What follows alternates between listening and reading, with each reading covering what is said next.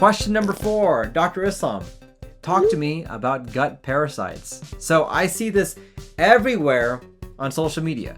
People are always talking about gut parasites, or they feel like they have parasites inside their GI tract, or other clinicians are testing themselves and other people for parasitic infections, wondering if something is going on there. So let me kind of give you the lowdown on what we know. So unless you live in a country that has a predominance of parasites that are there, so for example, maybe South America, maybe in India, maybe in Asia, these are or maybe in sub-Saharan Africa, these are areas that have a lot of parasites that are there. They can cause a lot of gut issues. But if you live in West Texas, if you live in Texas, there's a very unlikely chance that you have a parasite. It's just a matter of the way things are. Now, there are some conditions which will make it more likely for you to have a parasite. So for example, you drink stream water in a lake, or when you're camping, you may get a parasite.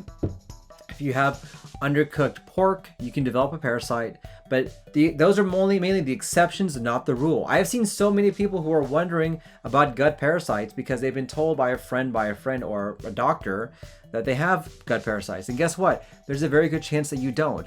And there's very few ways that we can test for this. We can check a blood test to see if there's a certain count of a certain blood test that will allow us to see if you may have a parasite.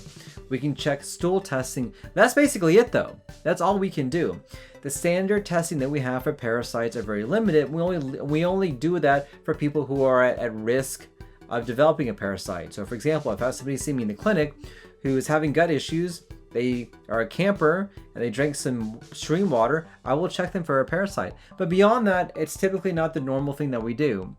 And so because of that, we do not see that often. And because of that as well, we don't treat it that often. Now, I've seen a lot of people get treated for parasites because of some random testing that they got on a lab or on the internet. And guess what? The vast majority of those tests are not right. They are wrong. They give the wrong results, and they don't allow us to actually know what is going on. So in essence, you're wasting your money. So when it comes to parasites, unless you have a predisposing condition, or you've been to an environment that's a high likelihood for that, or you do some sort of activity that will make you more likely to have a parasite, you don't have a parasite. I don't care what your friends say. I don't care what other people say.